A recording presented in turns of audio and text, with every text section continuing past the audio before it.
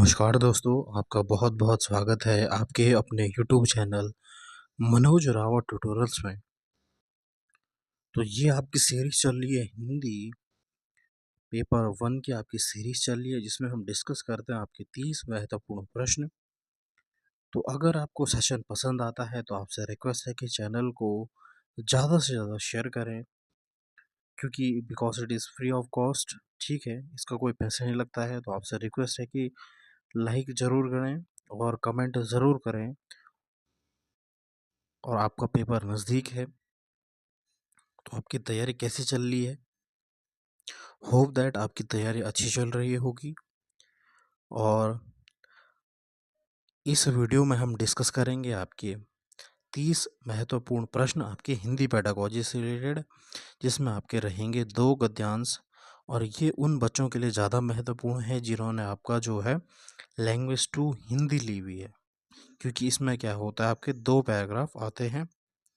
तो चलिए देखते हैं आपका पहला पैराग्राफ।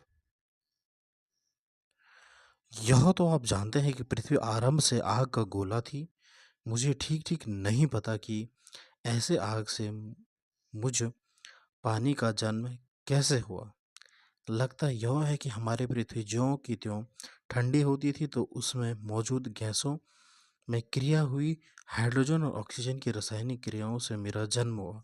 ये कौन कह रहा है? आपका पानी कह रहा है कि पृथ्वी जो है वो हमारी क्या है, गर्म है। लेकिन पानी कह रहा है कि मेरा जन्म कैसे हुआ? ऐसे हुआ कि जो आपका गैसों ने क्रियाएं करी और उसकी हाइड्रोजन ऑक्सीजन मिलकर के आपका पानी बना लिया। इन दोनों ने अपना अस्तित्व मिटाकर मुझे बनाया। पहले मैं पृथ्वी के ऊपर भाप रूप में ही था। फिर जाने क्यों कि फिर जाने क्या हुआ कि मैं ठोस बर्फ बन गया। कल्पना करो, चारों ओर बर्फ ही बर्फ। जब सूर्य की किरण हम पर पड़ती तो चारों ओर सौंदर्य बिखर पड़ता। लाखों वर्ष तक इस रूप में रहने के बाद मैं फिसलने लगा क्योंकि बर्फ के दबाव से निचली परत पिघलने लगी थी। ठीक है, फिसलकर हम पहुंचे सागर में। वहां की तो बात ही निराली थी। वहां अब तक हमसे पहले पहुंचे पानी में छोटे छोटे जीव तैरने लगे थे, गोंदे मछलियां और कछुए भी। धीरे धीरे सृष्टि का विस्तार हुआ। जल के बाद स्थल में जीव बनने लगे और आज आप उसी श्रृंखला के अंग हैं और अपने को मनुष्य कहते हैं। ये पैराग्राफ आपका जो है किस पे कह रहा है? आपका जो आपका जल है, जल कह रहा है कि पहले मैं कैसा था, हाइड्रोजन और ऑक्सीजन के मेल से बना। फिर उसके बाद मैं धरती पर आया। पहले मैं वाष्प भी बनता था, ठीक है, फिर बर्फ बना। इस तरीके का आपका जल कह रहा है। तो यह आत्मकथा किसकी है? बर्फ की, पानी की, मनुष्य की या फिर पृथ्वी की? तो यह आत्मकथा किसकी है? यह है पानी की। बी ऑप्शन आपका सही आंसर हो जाएगा। सबसे पहले जीवधारी कहाँ पैदा हुई? बर्फ में, भाप में, जल में या फिर स्थल में? तो इसका सही आंसर हो जाएगा, आपका जल ने कहा था कि सबसे पहले जीवधारी कहाँ, मुझ में रहते, यानी ऑप्शन सी आपका सही आंसर होगा, जल में। सी ऑप्शन आपका सही हो जाएगा। बर्फ क्यों फिसलने लगी थी? अपनी गर्मी से पिघल रही थी, बर्फ के बोझ और दबाव के से निचली परत पिघल रही थी, सूर्य ने पिघला दिया था या फिर समुद्र की लहरें आ गई थी? तो इसका सही आंसर क्या हो जाएगा कि बर्फ क्यों फिसलने लगी थी? तो इसका सही आंसर हो जाएगा ऑप्शन बी कि बर्फ के बोझ और दबाव से निचली परत पिघल रही थी, इसलिए क्या है, बर्फ क्या है, फिसलने लगी थी। बी ऑप्शन आपका सही आंसर हो जाएगा। ये आपका आंसर जो है केवल और केवल पैराग्राफ के हिसाब से है, ठीक है। पैराग्राफ में जो भी लिखा होगा वह आपको टिक करना होगा, ठीक है। ऐसा नहीं कि आप अपना साइंटिफिक वे लगा रहे हो, क्योंकि वो आपका लगेगा साइंस में, ये है आपका हिंदी में, ठीक है। जहाँ पे पैराग्राफ कुछ भी बोल रहा हो उसको हमको क्या है, पैराग्राफ के हिसाब से चलना है। तो बी ऑप्शन आपका सही आंसर हो जाएगा। अगला प्रश्न देखते हैं अब हम। मनुष्य किस श्रृंखला का अंग है? जीवधारी की श्रृंखला, जल जीवों की श्रृंखला, प्राकृतिक श्रृंखला या फिर प्राकृतिक परिवर्तन श्रृंखला? तो ये आपने लास्ट में देख दिया कि मनुष्य जो है वह क्या है, जीवधारियों की श्रृंखला। ए ऑप्शन आपका सही आंसर हो जाएगा। चारों ओर सौंदर्य डैश पड़ता, रिक्त स्थान में एक शब्द होगा, चमक दमक बिफर या फिर बिखर। चारों ओर सौंदर्य क्या हो जाएगा? बिखर हो जाएगा, बिखर पड़ता है। डी ऑप्शन आपका सही आंसर हो जाएगा। कौन सी संज्ञा बहुवचन में नहीं है? घर बनने लगे हैं, जल जीव जल में तैर रहे हैं, घोड़े चल रहे हैं या फिर कछुए की चाल देखें। संज्ञा बहुवचन में नहीं है, ठीक है, बहुवचन में नहीं है तो घर बनने लगे, ये आपका बहुवचन है। जीव जल में तैर रहे हैं तो ये भी आपका बहुवचन है। घोंघे चल रहे हैं, ये भी आपका बहुवचन है।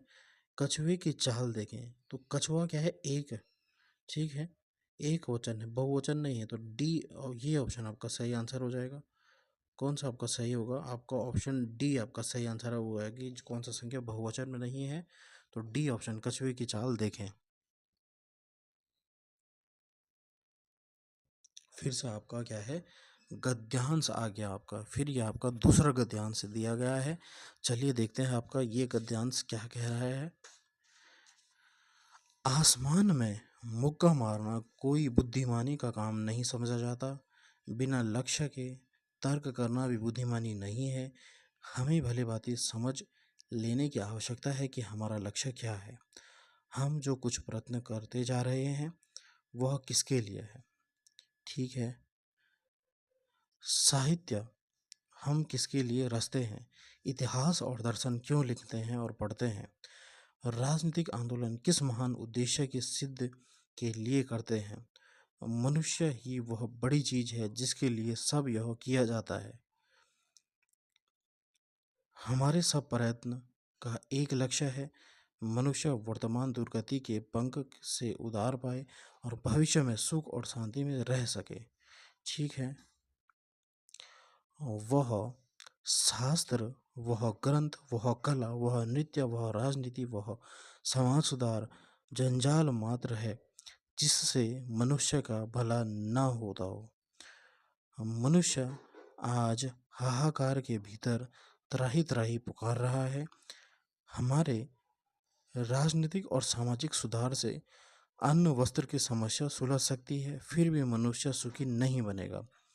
उसे सिर्फ अन्न वस्त्र से संतोष नहीं होगा, इसके बाद भी उसका मनुष्य बनना बाकी रह जाता है। साहित्य वही काम करता है। मनुष्य नाविक प्रणाली तो पशुओं में ही एक विकसित प्रजाति है, और यदि मनुष्यता के गुण और मूल्य उनमें नहीं है तो एक मनुष्य नामक पशु ही है, मनुष्य नहीं। भोजन करना, सोना और वंश वृद्धि जैसे काम प्रकृति के द्वारा तय है। सच्चा मानव बनने के लिए उसे जो दृष्टि चाहिए उसे पाने के लिए साहित्य सहायक हो सकता है। यानी मनुष्य और साहित्य का महत्व इस गद्यांश में दिया गया है आपका। चलिए अब आपका प्रश्न देखते हैं। आसमान में मुक्का मारने का आशय है लोगों का ध्यान आकर्षित करना, अपने श्रेष्ठता सिद्ध करना, वीरतापूर्ण कार्य करना या फिर निरर्थक कार्य करना। आसमान में मुक्का मारना का अर्थ होता है कि कोई भी निरर्थक कार्य करना। डी ऑप्शन आपका सही आंसर हो जाएगा। बुद्धिमानी नहीं है निरुद्देश्य तर्क करना, राजनीतिक आंदोलन करना, आसमान में मुक्का मारना या फिर निष्फल कार्य करना। ये किसके हिसाब से आपको बताना है? आपको पैराग्राफ के हिसाब से बताना है। तो पैराग्राफ ने क्या कहा था कि आसमान में जब आप मुक्के मार रहे हो यह बुद्धिमानी का काम नहीं है, तो सी ऑप्शन आपका सही आंसर हो जाएगा। साहित्य, कला, नृत्य आदि व्यर्थ है यदि उसमें उनसे मनुष्य के हित ना हो सके, लक्ष्य ना पाया जा सके, धन ना कमाया जा सके या फिर यश प्राप्त ना हो। कि साहित्य, कला, नृत्य व्यर्थ है। क्यों व्यर्थ है? ऑप्शन ए हो जाएगा इसका आंसर कि मनुष्य का हित ना हो सके, तो इसलिए क्या है, अगर उसमें मनुष्य का हित ना है आपका साहित्य, कला और नृत्य में, तो वह क्या है कि व्यर्थ है। ए ऑप्शन आपका सही आंसर हो जाएगा आपका पैराग्राफ के हिसाब से। अन्न, वस्त्र आदि की समस्या और हो सकती है अच्छे साहित्य से, आवश्यकताओं की पूर्ति से, सामाजिक सुधारों से या फिर राजनीतिक आंदोलन से। अन्न, वस्त्र और आपका जो है समस्याएँ किस प्रकार से हल हो सकती हैं? तो पैराग्राफ में कहा था कि अन्न और वस्त्र की जो समस्याएँ हैं वह क्या है? सामाजिक सुधारों से आपकी हल हो सकती है। सी ऑप्शन आपका सही आंसर हो जाएगा। मनुष्य के लिए प्रकृति द्वारा तय कामों में नहीं है अन्न वस्त्र की पूर्ति, वंश वृद्धि, सोना या फिर भोजन करना। तो इसका सही आंसर क्या हो जाएगा आपका कि अन्न वस्त्र की पूर्ति नहीं, यही नहीं कहा गया था। वंश की वृद्धि कहा गया था, सोना भी कहा गया था, भोजन भी कहा गया था। तो ऑप्शन कौन सा आपका सही आंसर हो जाएगा? ऑप्शन हो जाएगा आपका ए ऑप्शन आपका सही आंसर हो जाएगा, अन्न और वस्त्र की पूर्ति।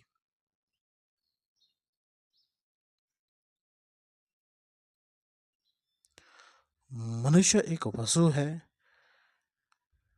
ही है यदि उसमें मनुष्य एक पशु ही है यदि उसमें साहित्य के प्रति रुचि ना हो, मानवीय मूल्य ना हो, संपन्नता ना हो या फिर सामाजिकता ना हो। तो अगर मनुष्य एक पशु के रूप में हो है, अगर उसमें क्या है मानवीय मूल्य ना हो, यानी ऑप्शन बी आपका सही आंसर हो जाएगा।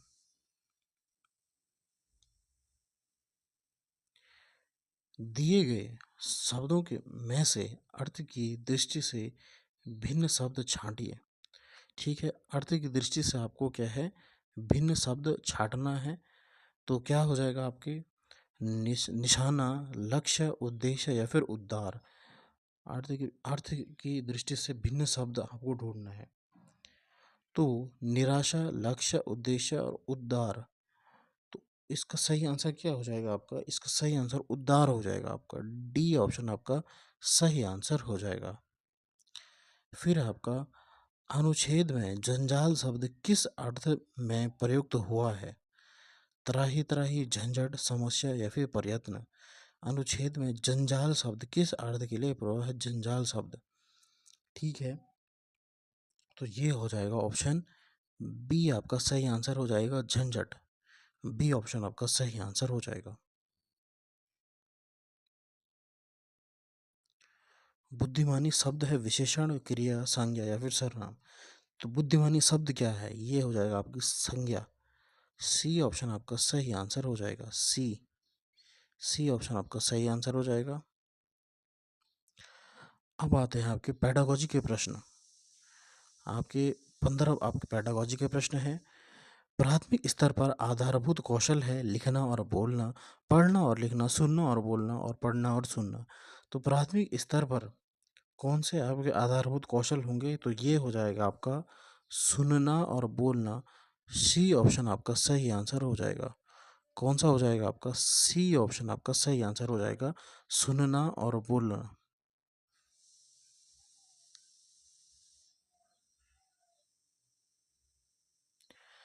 इनमें से डैश अक्षरबोध की विधि नहीं है। वाक्य विधि, प्रत्यक्ष विधि, वर्ण विधि या फिर शब्द विधि। इनमें से डैश अक्षरबोध की विधि नहीं है। ठीक है, अक्षरबोध की विधि नहीं है। तो ये हो जाएगा आपका प्रत्यक्ष विधि हो जाएगा, क्योंकि इसमें हम क्या है डायरेक्ट मेथड, इसे हम बोलते हैं प्रत्यक्ष विधि। बी ऑप्शन आपका सही आंसर हो जाएगा, प्रत्यक्ष विधि।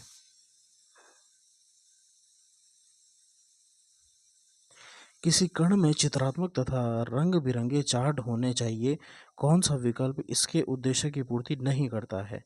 बच्चों के कल्पना लोक के रंगों तथा आकृतियों को पहचान नहीं मिलती, बच्चों को सीखने सिखाने का वातावरण प्रदान करते हैं, उससे शैक्षणिक वातावरण को बनाने में मदद मिलती है, या फिर बच्चे उसकी सामग्री से सीखने का प्रयास करते हैं।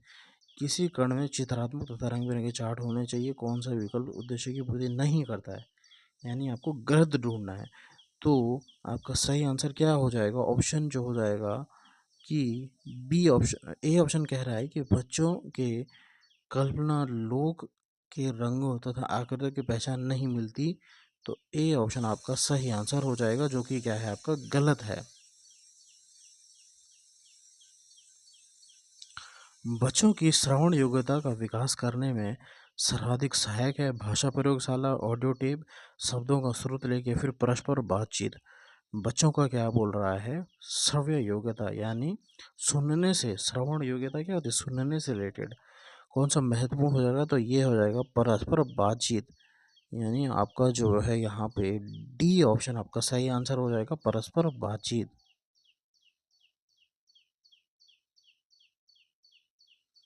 प्राथमिक स्तर पर भाषा शिक्षण के अंतर्गत बातचीत एक महत्वपूर्ण उपकरण है, क्योंकि यह सीखने और सीखी हुई बातों को सुदृढ़ बनाने का एक आधारभूत माध्यम है। बच्चों को बातचीत करना अच्छा लगता है। बातचीत शिक्षण का अनिवार्य अंग है।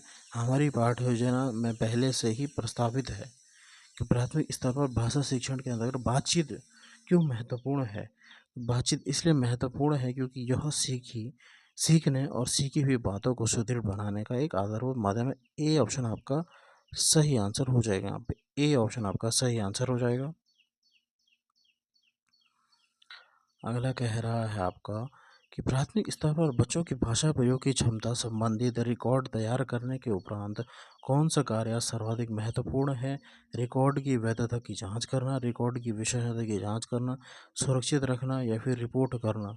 इसका सही आंसर हो जाएगा, अगर आपने रिपोर्ट तैयार करी है तो आप क्या करेंगे, उसकी रिपोर्टिंग करेंगे, यानी आपका डी ऑप्शन आपका सही आंसर हो जाएगा यहाँ पे।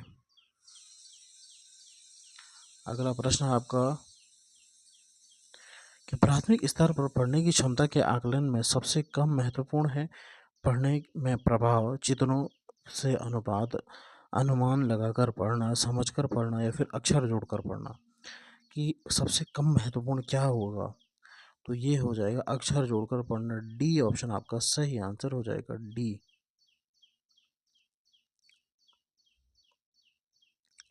अगला है आपका प्राथमिक स्तर पर भाषा शिक्षण के में बाल साहित्य का प्रयोग किए जाने के पक्ष में सर्वाधिक ठोस तर्क है कि इन्हें पढ़ने में शिक्षक को मजा आता है। इनका प्रयोग बच्चों के भाषा अनुभवों को विस्तृत करता है। यह पाठ्य पुस्तक से बेहतर होता है या फिर इन्हें पढ़ना अपेक्षाकृत सरल होता है। बाल साहित्य, क्यों हम प्राथमिक स्तर पर बाल साहित्य पढ़ाते हैं, तो ये हो जाएगा ऑप्शन बी, इसका सही आंसर हो जाएगा। इनका प्रयोग बच्चों के भाषा अनुभवों को विस्तृत करता है। बाल साहित्य क्या होता है, जैसे आपकी पोयम, कविता हो गई, आपकी कहानियाँ हो गई, बाल कहानियाँ हो गई, ये आपका बाल साहित्य में आता है। तो इनका प्रयोग बच्चों के भाषा अनुभवों को विस्तृत करता है, इसलिए हम प्राथमिक स्तर पर बच्चों को क्या है, आपका जो है बाल साहित्य पढ़ाते हैं।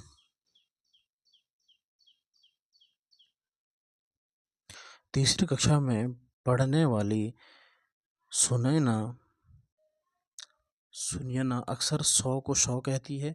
भाषा शिक्षक होने के नाते आप क्या करेंगे, वह जब भी 100 को 100 कहेगी तो उसे टोकेंगे, गलत हो जाएगा। टोकना नहीं है, टोकना गलत हो जाएगा, ठीक है। उसके इस तरह के प्रयोग को बिल्कुल ध्यान नहीं देंगे, ये भी गलत हो जाएगा। यह क्षेत्रीय प्रभाव हो सकता है, इसलिए उसको स्वयं सुधार करने के लिए पर्याप्त समय देंगे। बिल्कुल ऑप्शन सी आपका सही आंसर हो जाएगा कि यह क्या है, एक क्षेत्रीय भाषा का प्रभाव हो सकता है, इसलिए वह 100 को क्या है, 100 कहती है। अमित पढ़ते समय कठिनाई का अनुभव करता है, वो डैश से ग्रसित है, तो पढ़ते समय क्या हो जाएगा आपका, ये हो जाएगा डिसलेक्सिया। ऑप्शन सी आपका सही आंसर हो जाएगा, डिसलेक्सिया से ग्रसित है।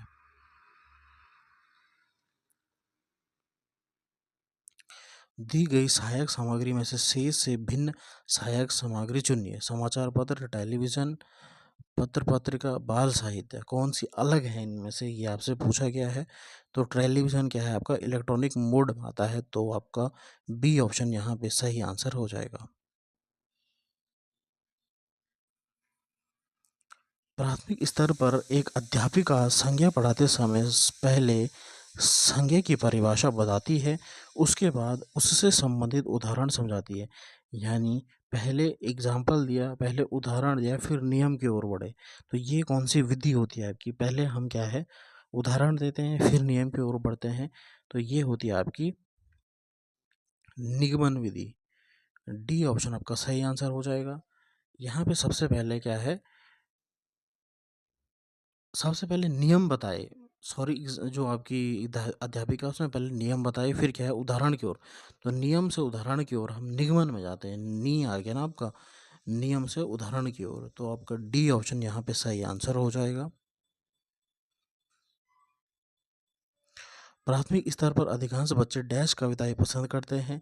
लयपूर्ण कविताएं, छोटी कविताएं, वीर रस की कविताएं या फिर नैतिक मूल्यों से ओतप्रोत कविताएं। कौन सी कविताएं बच्चों को प्रश्न जो आती हैं, पसंद आती हैं आपके प्राथमिक स्तर पर? तो ए ऑप्शन आपका सही आंसर हो जाएगा, लयपूर्ण कविताएं।